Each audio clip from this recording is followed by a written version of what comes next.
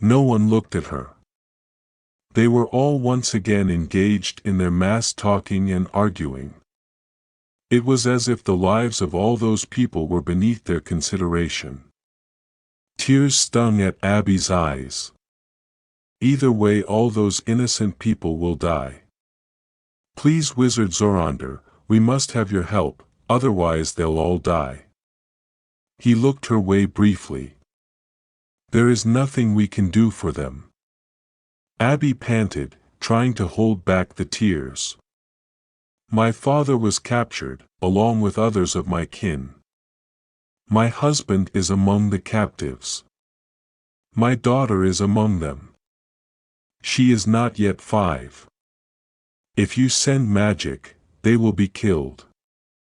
If you attack, they will be killed. You must rescue them, or hold the attack. He looked genuinely saddened. I'm sorry. I can't help them. May the good spirits watch over them and take their souls to the light. He began turning away. No! Abby screamed. Some of the people fell silent. Others only glanced her way as they went on. My child. You can't. She thrust a hand into the sack. I have a bone, doesn't everyone? He grumbled, cutting her off. I can't help you. But you must.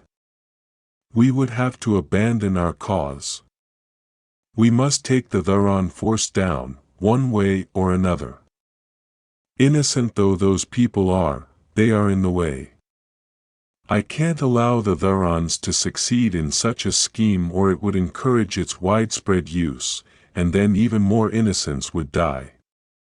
The enemy must be shown that it will not deter us from our course. No. Abby wailed. She's only a child.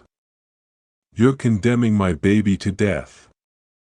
There are other children. What kind of monster are you?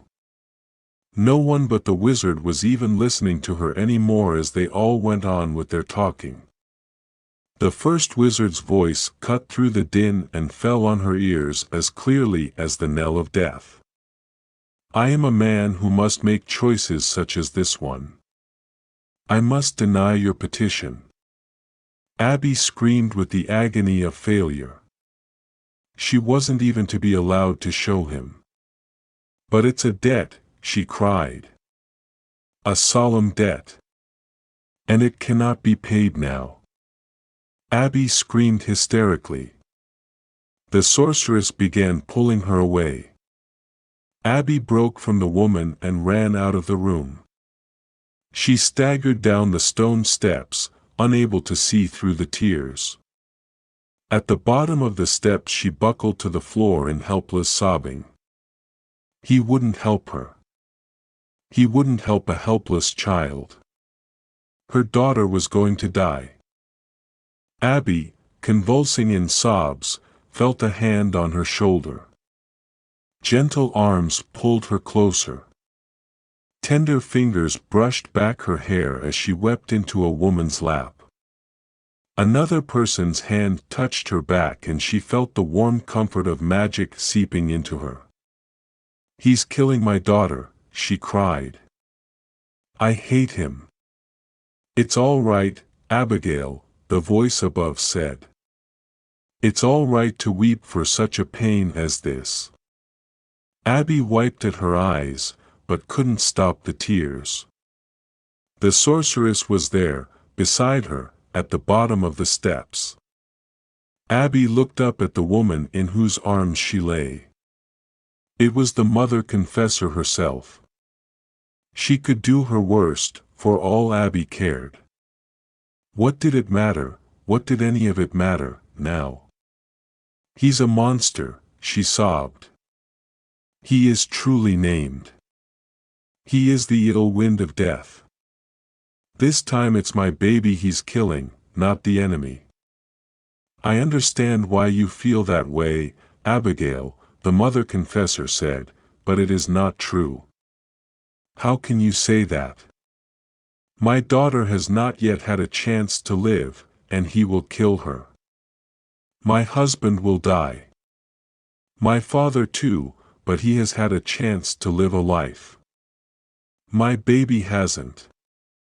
She fell to hysterical wailing again, and the mother confessor once again drew her into comforting arms.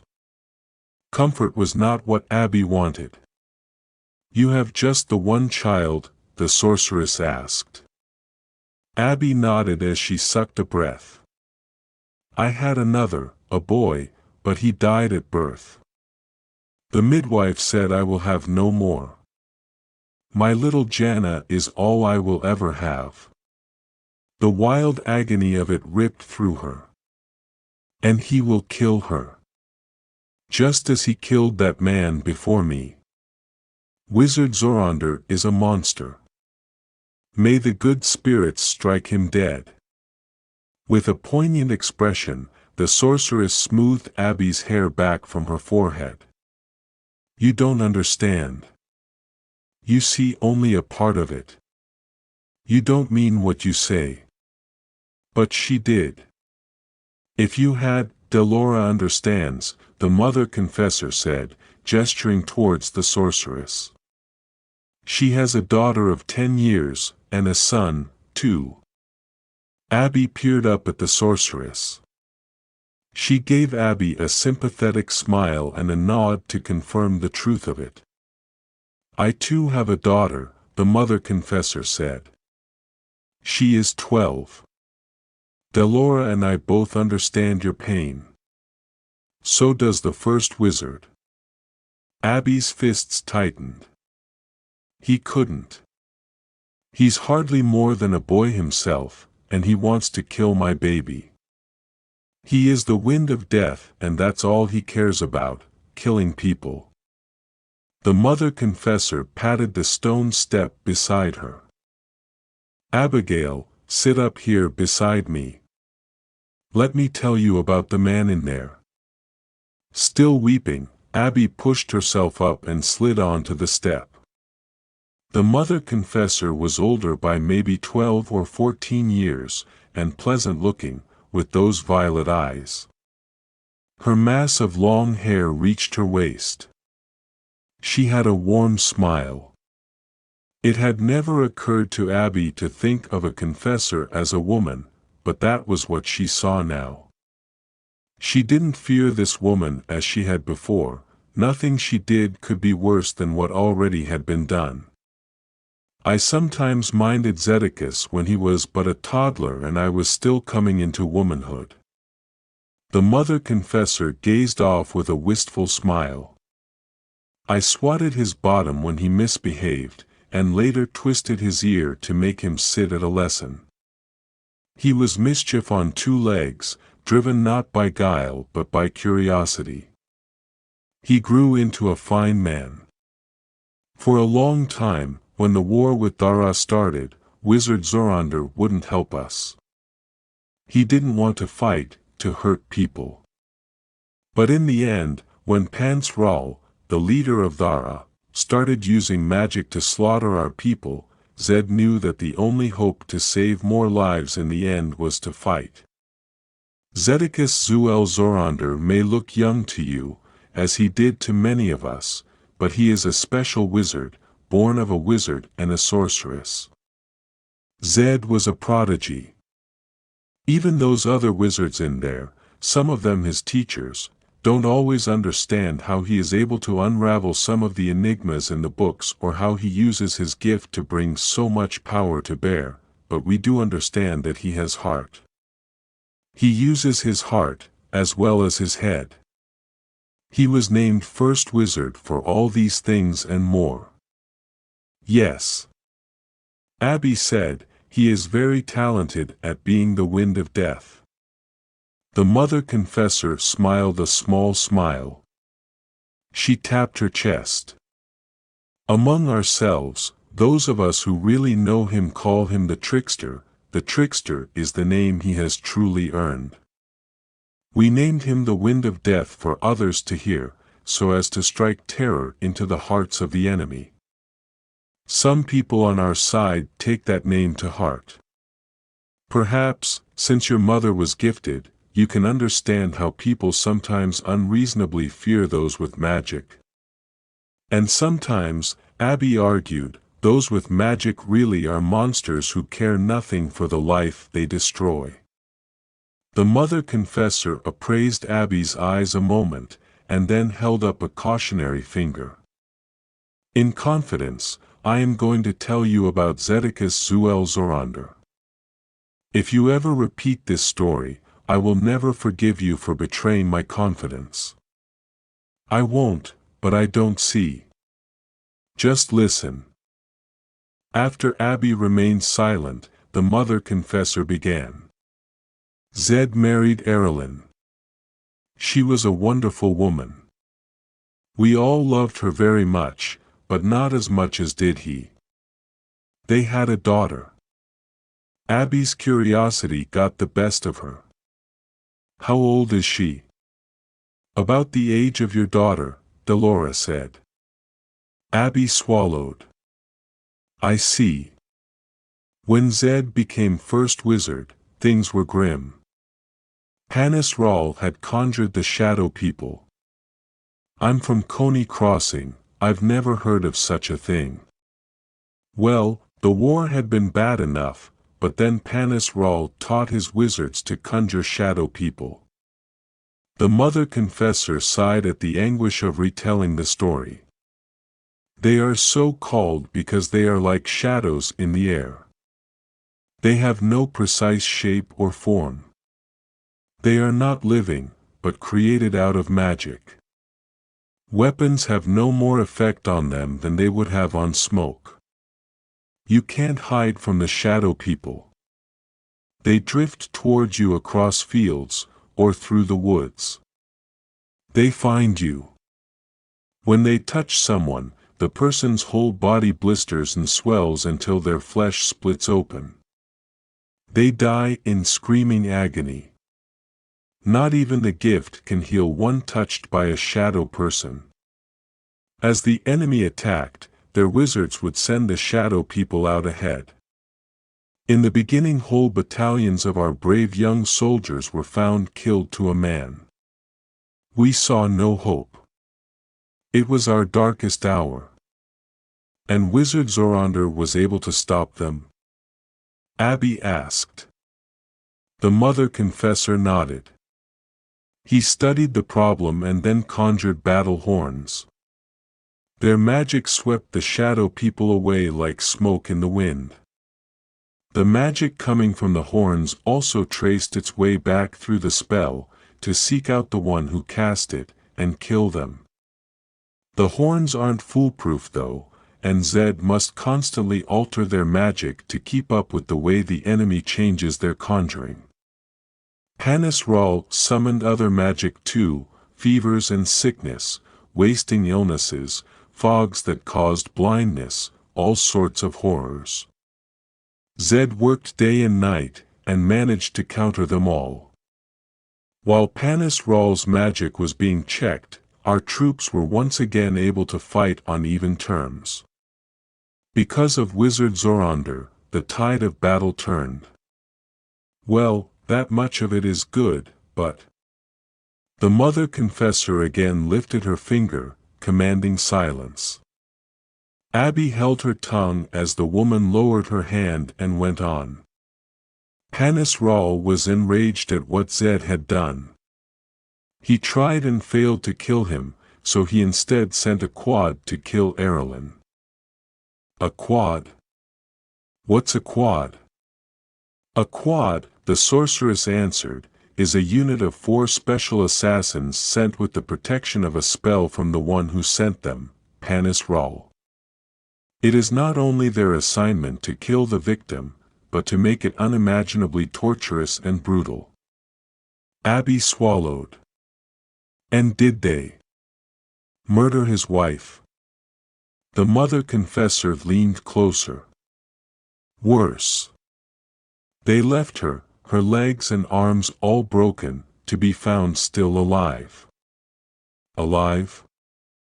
Abby whispered. Why would they leave her alive, if it was their mission to kill her?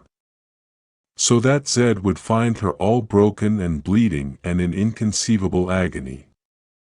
She was able only to whisper his name in love. The mother confessor leaned even closer.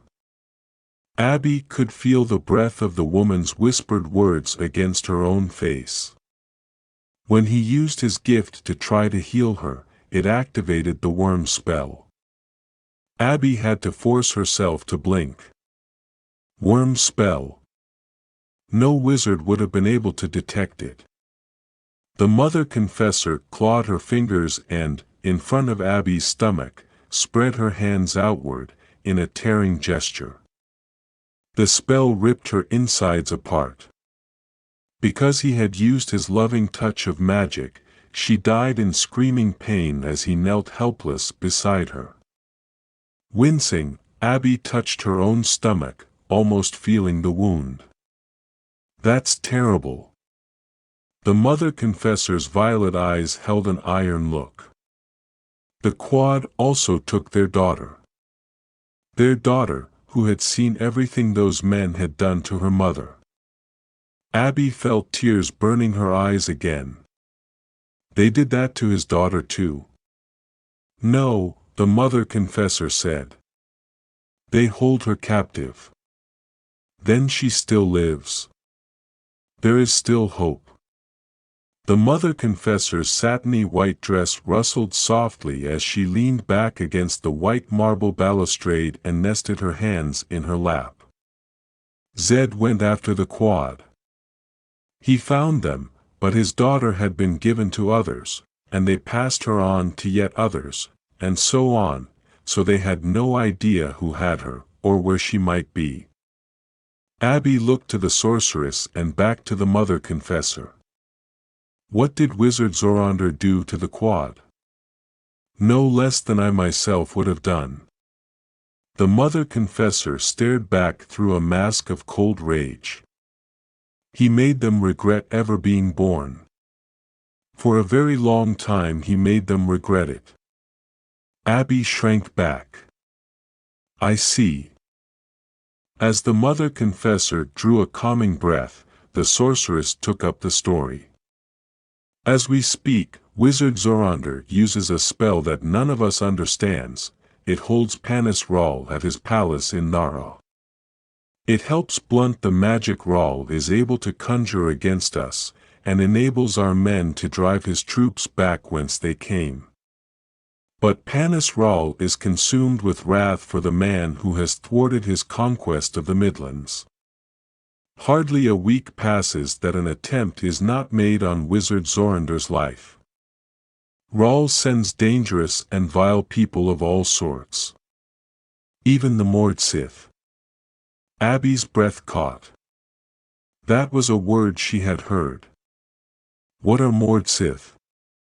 The sorceress smoothed back her glossy black hair as she glared with a venomous expression. Mordsith are women who, along with their red leather uniform, wear a single long braid as the mark of their profession. They are trained in the torture and killing of those with the gift.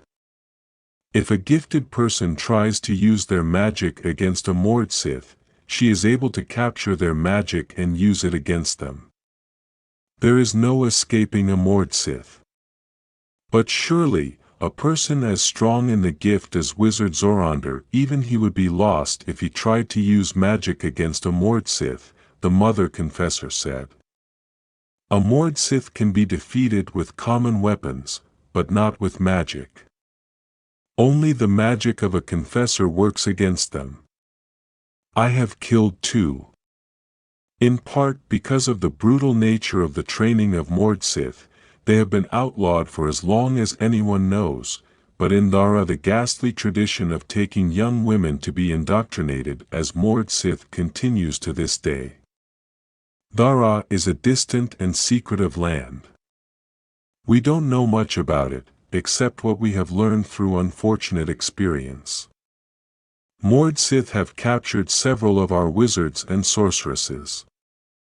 Once captured, they cannot kill themselves, nor can they escape. Before they die, they give over everything they know. Panis Rahl knows of our plans. We too have managed to get our hands on several high-ranking neurons, and through the touch of confessors, we know the extent of how we have been compromised. Time works against us. Abby wiped the palms of her hands on her thighs. And that man who was killed just before I went in to see the first wizard, he couldn't have been an assassin. The two with him were allowed to leave. No, he was not an assassin. The mother confessor folded her hands. I believe Panis Rahl knows of the spell wizard Zorander discovered, that it has the potential to obliterate all of Thara. Panis Rahl is desperate to rid himself of wizard Zorander. The mother confessor's violet eyes seemed to glisten with a keen intellect. Abby looked away and picked at a stray thread on her sack. But I don't see what this has to do with denying me help to save my daughter. He has a daughter. Wouldn't he do anything to get her back? Wouldn't he do whatever he must to have his daughter back and safe? The mother confessor's head lowered and she stroked her fingers over her brow, as if trying to rub at a grievous ache. The man who came before you was a messenger. His message had been passed through many hands so that it could not be traced back to its source. Abby felt cold goosebumps running up her arms. What was the message? The lock of hair he brought was from Zed's daughter. Panis Rahl offered the life of Zed's daughter if Zed would surrender himself to Panis Rahl to be executed. Abby clutched at her sack. But wouldn't a father who loved his daughter do even this to save her life? At what cost? The mother confessor whispered. At the cost of the lives of all those who will die without his help. He couldn't do such a selfish thing, even to save the life of one he loves more than any other.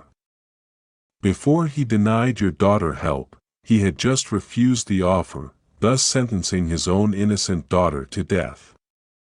Abby felt her hopes again tumbling into blackness. The thought of Jana's terror, of her being hurt, made Abby dizzy and sick. Tears began running down her cheeks again. But I'm not asking him to sacrifice everyone else to save her. The sorceress gently touched Abby's shoulder. He believes that sparing those people harm would mean letting the Tharans escape to kill more people in the end. Abby snatched desperately for a solution. But I have a bone. The sorceress sighed. Abigail, half the people who come to see a wizard bring a bone. Hucksters convince supplicants that they are true bones. Desperate people, just like you, buy them. Most of them come seeking a wizard to somehow give them a life free of magic, the mother confessor said. Most people fear magic, but I'm afraid that with the way it's been used by Thara, they now want nothing so much as to never again see magic. An ironic reason to buy a bone, and doubly ironic that they buy Shem bones, thinking they have magic, in order to petition to be free of magic. Abby blinked. But I bought no bone. This is a debt true. On my mother's deathbed she told me of it. She said it was Wizard Zorander himself bound in it. The sorceress squinted her skepticism. Abigail, true debts of this nature are exceedingly rare. Perhaps it was a bone she had and you only thought. Abby held her sack open for the sorceress to see. The sorceress glanced in and fell silent. The mother confessor looked in the sack for herself. I know what my mother told me, Abby insisted. She also told me that if there was any doubt, he had but to test it, then he would know it true, for the debt was passed down to him from his father. The sorceress stroked the beads at her throat. He could test it. If it is true, he would know. Still, solemn debt though it may be, that doesn't mean that the debt must be paid now. Abby leaned boldly towards the sorceress. My mother said it is a debt true, and that it had to be paid. Please, Delora, you know the nature of such things. I was so confused when I met with him, with all those people shouting. I foolishly failed to press my case by asking that he test it. She turned and clutched the mother confessor's arm. Please, help me. Tell him what I have and ask that he test it. The mother confessor considered behind a blank expression. At last she spoke. This involves a debt bound in magic. Such a thing must be considered seriously. I will speak to Wizard Zorander on your behalf and request that you be given a private audience. Abby squeezed her eyes shut as tears sprang anew. Thank you. She put her face in both hands and began to weep with relief at the flame of hope rekindled. The mother confessor gripped Abby's shoulders. I said I will try. He may deny my request. The sorceress snorted a humorless laugh. Not likely. I will twist his ear too. But Abigail, that does not mean that we can convince him to help you, bone or no bone. Abby wiped her cheek. I understand. Thank you both. Thank you both for understanding. With a thumb, the sorceress wiped a tear from Abby's chin. It is said that the daughter of a sorceress is a daughter to all sorceresses. The mother confessor stood and smoothed her white dress. Delora, perhaps you could take Abigail to a rooming house for women travelers. She should get some rest. Do you have money, child? Yes, mother confessor. Good. Delora will take you to a room for the night. Return to the keep just before sunrise. We will meet you and let you know if we were able to convince Zed to test your bone. I will pray to the good spirits that Wizard Zorander will see me and help my daughter. Abby felt sudden shame at her own words. And I will pray too, for his daughter. The mother confessor cupped Abby's cheek. Pray for all of us, child. Pray that Wizard Zorander unleashes the magic against Thara, before it is too late for all the children of the Midlands, old and young alike. On their walk down to the city, Delora kept the conversation from Abby's worries and hopes, and what magic might contribute to either. In some ways, talking with the sorceress was reminiscent of talking with her mother. Sorceresses evaded talk of magic with one not gifted, daughter or not. Abby got the feeling that it was as uncomfortable for them as it was for Abby when Jana asked how a mother came to have a child in her tummy. Even though it was late, the streets were teeming with people. Worried gossip of the war floated to Abby's ears from every direction. At one corner a knot of women murmured tearfully of menfolk gone for months with no word of their late. Delora took Abby down a market street and had her buy a small loaf of bread with meats and olives baked right inside. Abby wasn't really hungry. The sorceress made her promise that she would eat. Not wanting to do anything to cause disfavor, Abby promised. The rooming house was up a side street among tightly packed buildings. The racket of the market carried up the narrow street and flittered around buildings and through liney courtyards with the ease of a chickadee through a dense wood. Abby wondered how people could stand to live so close together and with nothing to see but other houses and people. She wondered too how she was going to be able to sleep with all the strange sounds and noise, but then, sleep had rarely come since she had left home, despite the dead quiet nights in the countryside.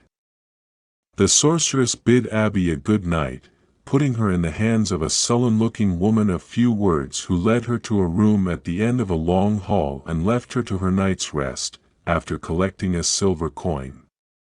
Abby sat on the edge of the bed and, by the light of a single lamp sitting on a shelf by the bed, eyed the small room as she nibbled at the loaf of bread. The meat inside was tough and stringy, but had an agreeable flavor, spiced with salt and garlic. Without a window, the room wasn't as noisy as Abby had feared it might be. The door had no bolt, but the woman who kept the house had said in a mumble for her not to fret, that no men were allowed in the establishment. Abby set the bread aside and, at a basin atop a simple stand 2 strides across the room, washed her face. She was surprised at how dirty it left the water. She twisted the lever stem on the lamp, lowering the wick as far as it would go without snuffing the flame. She didn't like sleeping in the dark in a strange place. Lying in bed, staring up at the water-stained ceiling, she prayed earnestly to the good spirits, despite knowing that they would ignore a request such as she made. She closed her eyes and prayed for Wizard Zorander's daughter, too. Her prayers were fragmented by intruding fears that felt as if they clawed her insides raw. She didn't know how long she had lain in the bed, wishing for sleep to take her, wishing for morning to come, when the door slowly squeaked open. A shadow climbed the far wall. Abby froze, eyes wide, breath held tight, as she watched a crouched figure move towards the bed. It wasn't the woman of the house. She would be taller. Abby's fingers tightened on the scratchy blanket, thinking that maybe she could throw it over the intruder and then run for the door. "Don't be alarmed, dearie. I've just come to see if you had success up at the keep." Abby gulped air and sat up in the bed. "Mariska." It was the old woman who had waited with her in the line all day. "You frightened the wits out of me." The small flame from the lamp reflected in a sharp shimmer in the woman's eye as she surveyed Abby's face. "Worse things to fear than your own safety." "What do you mean?" Mariska smiled. It was not a reassuring smile. "Did you get what you wanted?" "I saw the first wizard, if that's what you mean." "And what did he say, dearie?" Abby swung her feet down off the bed. "That's my business." The sly smile widened. "Oh, no dearie, it's our business." "What do you mean by that?" "Answer the question." "You've not much time left." "Your family has not much time left." Abby shot to her feet. "How do you—" The old woman seized Abby's wrist and twisted until Abby was forced to sit. "What say the first wizard?" "He said he couldn't help me." "Please, that hurts." "Let me go." "Oh, dearie, that's too bad, it is. Too bad for your little Jana." How do you know about her?" "I never—" "So, Wizard Zorander denied your petition. Such sad news." She clicked her tongue. "Poor, unfortunate, little Jana. You were warned. You knew the price of failure." She released Abby's wrist and turned away. Abby's mind raced in hot panic as the woman shuffled towards the door. "No. Please.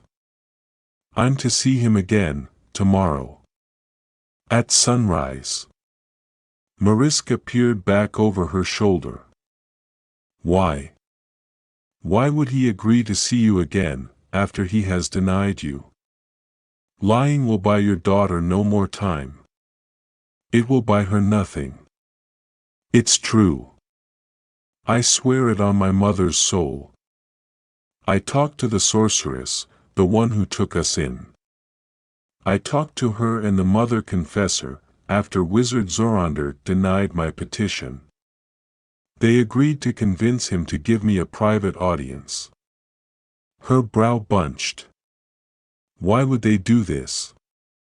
Abby pointed to her sack sitting on the end of the bed. I showed them what I brought. With one gnarled finger, Mariska lifted open the sack. She looked for a moment and then glided closer to Abby. You have yet to show this to Wizard Zorander. That's right. They will get me an audience with him. I'm sure of it. Tomorrow, he will see me. From her bulky waistband, Mariska drew a knife. She waved it slowly back and forth before Abby's face. We grow weary of waiting for you. Abby licked her lips. But in the morning I leave for Coney Crossing. I leave to see your frightened little Jana. Her hand slid behind Abby's neck. Fingers like oak roots gripped Abby's hair, holding her head fast. If you bring him right behind me, she will go free, as you were promised. Abby couldn't nod. I will. I swear. I'll convince him. He is bound by a debt. Mariska put the point of the knife so close to Abby's eye that it brushed her eyelashes. Abby feared to blink. Arrive late, and I will stab my knife in little Jana's eye. Stab it through. I will leave her the other so that she can watch as I cut out her father's heart, just so that she will know how much it will hurt when I do her. Do you understand, dearie? Abby could only whine that she did, as tears streamed down her cheeks. There's a good girl, Mariska whispered from so close that Abby was forced to breathe the spicy stink of the woman's sausage dinner. If we even suspect any tricks, they will all die. No tricks. I'll hurry. I'll bring him.